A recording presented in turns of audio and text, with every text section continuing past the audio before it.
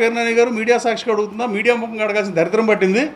మీరు నాకు ఇవ్వాల్సిన డబ్బుని మీరు ఇస్తారా ఇవ్వరా అది తేల్చి చెప్పండి. నమస్కారం అండి, దిస్ ఇస్ #యూ. పేరు నాని, నువ్వు మా గన్నవరం నియోజకవర్గపు ఎమ్మెల్యే యార్లగడ్డ వెంకట్రావు గారికి డబ్బులు తిరిగి ఇవ్వాలంటే కదా, ఇచ్చేయి. ఆయన ఓపెన్ గా ప్రెస్ ముందు అడుగుతున్నారు. ఏంటంటేనండి, గడిచిన 2 రోజుల నుంచి పేరు నాని నా నియోజకవర్గమే గన్నవరం, అందుకని నేను ఇంత బాగా చేస్తున్నా ఈ వీడియో. వెంకట్రావు గారిని లేపి లేపి లేపి ఆయన పేరుని తీసుకుని ఇష్టం వచ్చినట్టు వాడాడు. లంబు జంబు మధ్యలో కూర్చుని ప్రెస్ మీట్లు పెడుతున్నావేంటి, నీకు 7 పెట్టెలు రాలేదా డబ్బులు, ఎలక్షన్ నామినేషన్ వేసే ముందు వరకు మేమే కదా డబ్బులు బరాయించింది అని చెప్పి రెచ్చిపోయి మాట్లాడాడు. వెంకట్రావు గారు నిన్న ఆయన పేరు ఎత్తారు కాబట్టి ఆయన డైరెక్ట్గా కూర్చుని ఆయన క్లాస్ స్పీకర్. నిన్న మళ్ళీ రెచ్చిపోయాడు పేరునాని విపరీతంగా రెచ్చిపోవడంతో వెంకట్రావు గారికి ఫ్రస్ట్రేషన్ వచ్చేసి ఇలా కాదు అలా కాదు దులిపేద్దాం, ఇంకా తట్ట మొత్తం దులిపేద్దాం అని వచ్చి ప్రెస్ మీట్ పెట్టేశారు. ప్రెస్ మీట్లో ఎక్కడన్నా కూడా విచిత్రం ఏంటంటే, దుంపదగా పేరునాని వెంకట్రావు గారి దగ్గర డబ్బులు తీసుకున్నాడంట, ఆర్థిక పరిస్థితి బాగాలేదని చెప్పి. ఆ డబ్బులు ఎప్పుడు ఇస్తావని ఆయన ప్రెస్ ముందు అడిగారు. లేకపోతే నువ్వు చెప్పే గెస్ట్ హౌస్కి అక్కడ ఎలాగో నీకు ప్యూను, అటెండరు, గేట్ కీపరు అందరూ తెలుసు కదా, టైం చెప్పు మనుషులు పంపిస్తే డబ్బులు తీసుకుంటా అన్నారు. ఇది కాకుండా నేను ఆయన పర్సనల్గా ఇంటర్వ్యూ చేశానండి. చేసినప్పుడు పాపం అండి, ఆయన మాటల్లో వింటే మాత్రం జగన్మోహన్ రెడ్డి పార్టీలో ఏ రకంగా నాకించుకున్నారో ఆయన పాపం. నిజంగా డబ్బులు మొత్తం స్వాహా అయిపోయినాయి. 2019లో వైసీపీ నుంచి కంటెస్ట్ చేసిన యార్లగడ్డ వెంకట్రావు అందరికీ తెలిసిన విషయం ఇక్కడ దాకా. కానీ ఇంత సిగ్గు శరం లేని పార్టీ అంటే వైసీపీ. వెంకట్రావు గారు నుంచోబెట్టి ఆయన డబ్బులు ఖర్చు పెట్టించి, దాని తర్వాత వీళ్ళ యాత్రలు అన్నిటికీ ఫుడ్ అరేంజ్మెంట్స్ ఆయనతోనే చేపించి మొత్తం చీకేసి చివరికి ఏం చేశారంటే, ఆయన పాపం సాఫ్ట్వేర్ కంపెనీలు ఉన్నాయి అమెరికాలో బిజినెస్లు, అవి మొత్తం సున్నా జుట్టిచ్చేసి చివరికి ఏం చేశారంటే, అన్నం పెట్టించాక సున్నం పెట్టాడు జగన్మోహన్ రెడ్డి నాకు అని చెప్పి ఆయన నా ఇంటర్వ్యూలోనే అన్నారు. నేను నిజంగా షాక్ అయ్యాను ఆయన చెప్పిన మాటలు వింటే.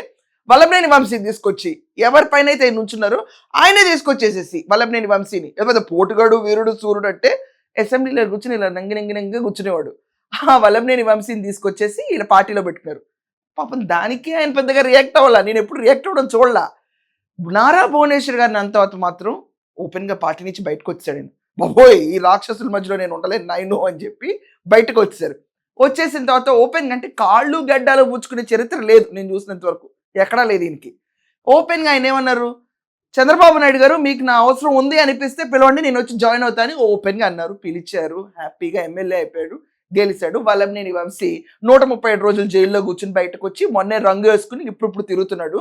మళ్ళీ తను మాట్లాడితే ఎక్కడ ఫటాఫటా పడతాయో అన్న భయంతో పేరునాని న్యూస్కొల్పాడు. అంటే పేరునాని వెనకమాల వేశారు, కొడాలి నాని వల్లభనేని వెంకటేశ్వరరావు అని ఉంటారు, వీళ్ళిద్దరు ఉండి రెచ్చగొట్టారు. తిరిగి ఏమైంది, బొమ్మ బొక్కబొరల పడింది. లేపి తన్నించుకోవడం అంటే ఇదే పేరునాని, లేపి తన్నించుకున్నావు ఈరోజు. ఆగండి, షో స్టార్ట్ చేద్దాం.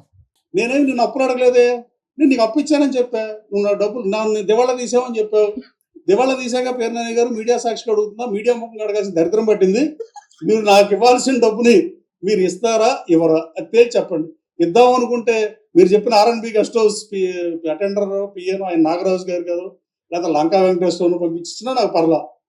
అసలు ఇస్తారో ఎవరో చెప్పండి. అది కాకుండా నేను అడిగినవి కాకుండా మళ్ళీ కొత్తవి మాట్లాడటం వల్ల వచ్చేది ఏముండదు. ఇవ్వడండి, ఎవడో మా పేరునని ఇవ్వడు.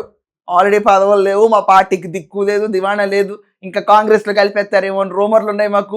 DK శివకుమార్ మింగేస్తాడంటున్నారు, మీరు వచ్చి డబ్బులు అడుగుతారండి వెంకట్రావు గారు. లేవు, మేము ఇవ్వం. మేము అరాకొర బోడి మాటలు మాట్లాడి పోయేవాళ్ళమే తప్ప మేం మాత్రం డబ్బులు రూపాయి తిరిగి ఇవ్వమండి. అప్పిచ్చే ముందు మీకు తెలియదా వెంకట్రావు గారు? ఇప్పుడు మా ఎవరిపైన అంటే పేరునాని గురించి అంటలేదు, మళ్ళీ గొల్లు మన ఏడుస్తాడు కూర్చుని. తలపైన రూపాయి పెడితే ₹1 అమ్ముడుపోయే బ్యాచ్కి అప్పులు ఎవరైనా ఇస్తారా? సో ఇప్పుడు పేరునానికి ఇది కంపారిజన్ కాదు, క్లియర్గా చెప్తున్నా. మీరు ఎలా ఇచ్చారండి? మీరు ఇచ్చి మీరు మొత్తానికి సున్నం అయిపోయింది మీకు, అంతే. ఇంకా గోడకేసిన సున్నం, పేరునానికి ఇచ్చిన అప్పు తిరిగి రాదు. మీరే గెస్ట్ హౌస్కి వెళ్ళి ఎవరిని పంపిద్దాం అనుకున్నా రాదు. సహృదయంతో మీరు ఎలాగో రేపో మాపో అమెరికా వెళ్తున్నారు కాబట్టి అక్కడ మీరు డబ్బులు సంపాదించుకుని పోగొట్టుకున్న నష్టాలంతా మీకు మీరు సంపాదించుకోవాలి తప్ప వైసీపీ నుంచి జగన్మోహన్ రెడ్డి మీద ఖర్చు పెట్టినా, లేకపోతే మీరు పొరపాటున మా పేరేంటి గుట్కా నానియా, సారీ కొడాలి నాని గుట్కా తింటాడు కాబట్టి గుట్కా నాని అన్నానండి, తప్పేంటి? మరీ బాగుంది. సో కొడాలి నానికి ఒకవేళ భోజనాలు విందులు వినోదాలు ఏమన్నా చేసినా లేకపోతే ఈ పార్టీకి ఏం ఖర్చు పెట్టినా పేరెంట్ నానికి డబ్బులు ఇచ్చిన రావు. ఇంకా 7 సూట్ కేసులు యార్లగడ్డ వెంకట్రావు గారికి పంపించారంట. నామినేషన్ వేసేదాకా మొత్తం పార్టీ భుజాల మీద మోసిందంట. వెంకట్రావు గారు దాని గురించి కూడా ఒక విశ్లేషణ ఇచ్చారు. ఫెంటాస్టిక్ గురించి చూద్దాం ఆగండి. ఇంకోటి చెప్పారు, ఏదో 7 పెట్టెలు ఎన్ని విలేకరులు మీరు అడుగుతారట, నేనే చెప్పేస్తా. నేను చాలా ఓపెన్. 7 పెట్టెలు ఎన్ని ఎవరు చెప్పారు మీకు? 7 పెట్టెలు నిజం కాదు. నేను మాట్లాడాల్సి వచ్చిన చాలా మాట్లాడతాను. నేను మనుషులుగా ఉన్నప్పుడు కొన్నిటికి సాక్ష్యంగా విట్నెస్గా ఉన్నాయి. ప్రతిదీ రోడ్డు 4 గోడల మధ్య జరిగిన అన్ని రోడ్డు మీద చెప్పాల్సిన అవసరం లేదు. వైఎస్ఆర్ కాంగ్రెస్ పార్టీ పెద్దిరెడ్డి గారు ఏమడిగాడు నన్ను చెప్పమంటే చెప్తా. వైవి సుబ్బారెడ్డి ఢిల్లీ పిలిపించి కృష్ణా జిల్లా పర్యటన ఏర్పాటు నువ్వే చేయాలని ఢిల్లీ పిలిపించుకుని ఎవడన్నా పని అడిగితే ఇక్కడ అడుగుతారు. ఢిల్లీ పిలిపించుకుని నాతో ఒప్పిస్తే నేను అది మాడితే మీరేదో మాడతారు. 7 పెట్టెలు కాదు బాసు, 5.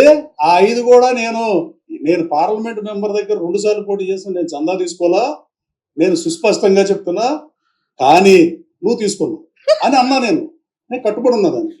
అలాగే ఈ 5 నేను ఎయిర్పోర్ట్ డైరెక్టర్ నా ఫ్రెండ్, కానీ నేను వెళ్ళి ఎవరి కాళ్ళు పట్టుకునే రకం కాదు కాదు కాదు. ఇది ఫర్ షూర్. నేను నా క్యారెక్టర్ని పోగొట్టుకునే పరిస్థితి నా క్యారెక్టర్ని పోగొట్టుకుందాం అంటే జగన్మోహన్ రెడ్డి గారు ఇచ్చిన ఎమ్మెల్సీ ఆఫర్కో ఆప్కాప్ చైర్మన్ ఆఫర్కో ఇటుకో నేను రాజీ పడిపోయేవాడిని. అప్పుడే నేను రాజీ లేని పోరాటం చేసా, వైసీపీలోనే ఉన్నా. నువ్వు నాకు చివరి వరకు హెల్ప్ చేశాను అంటున్నావు. చివరి వరకు హెల్ప్ చేస్తావు, నేను టికెట్ ఇప్పిస్తావు. నువ్వే జగన్మోహన్ రెడ్డి దగ్గరికి నా ప్రత్యర్థిని కలిపి నువ్వు నాకేం హెల్ప్ చేస్తావు బస్సు? నువ్వు నాకు చేద్దాం ఒకేపై ఉండి చేయాలా? మీరు విలేకరులు ఒక దాంట్లో పనిచేస్తారు, 2 కంపెనీలు పనిచేస్తారండి, 2 మీడియా ఛానల్స్ లో. సో ఆ 5 కూడా నేను అప్పటిగా జగన్మోహన్ రెడ్డి గారిని ఎవడన్నా చెప్తాడు రాజకీయ నాయకులు అప్పటిగా. తర్వాత ఎన్నికలు అయిపోయిన తర్వాత నేను మళ్ళీ జగన్మోహన్ రెడ్డి గారిని కలిసా. అక్కడ ఏమైందో జగన్మోహన్ రెడ్డి గారిని అడిగి, ఇది మాత్రం సుస్పష్టంగా చదువుతున్నా నాని గారు, దయచేసి వినండి, ఇది మాత్రం డెఫినెట్ గా జగన్మోహన్ రెడ్డి గారిని కనుక్కొని ఏం జరిగిందని చెప్తే, మీరు కనుక్కొని వచ్చి నాకు మాడితే దీని మీద కూడా నేను మీతో మాట్లాడతాను. జగన్మోహన్ రెడ్డిని అప్పడిగారు. ఇది నిజంగా నేను ఈరోజు దాకా ఏ రాజకీయవేత్త ఇలా అప్పులు తీసుకోవటం చూడలేదండి. యూజువల్గా పార్టీ ఫండ్ చేస్తుంది, కానీ మీ పరిస్థితి చాలా విచిత్రంగా ఉంది వెంకట్రావు గారు. మొత్తానికి ఇంత డేర్ అండ్ డాషింగ్గా నేను అప్పటిగాను ఎన్నికలు అయిన తర్వాత జగన్మోహన్ రెడ్డిని కలిసిన మీటింగ్లో ఏం జరిగిందో పోయి జమోరేని అడుగు, పేరెన్ నాని బందర్ నాని అని అడిగారు ఆయన. దీనికి సమాధానం రాదు. ప్రాబ్లం ఏంటంటే పేరెన్ నాని మీ ఫాదర్ పేరు ఎందుకు పాడు చేస్తున్నావు అని అందరూ అంటారు. అంటే ఏంటి, ఫాదర్ని డీమింగ్ చేసినందుక? ఇక ఫాదర్ అక్కడుంటే నువ్వు ఇక్కడున్నావేంటి అని చెప్పి చూడటం. మన మధ్యలో లేని వ్యక్తి కీర్తిశేషులు గొప్ప మనుషులు అని చెప్పుకుంటారు.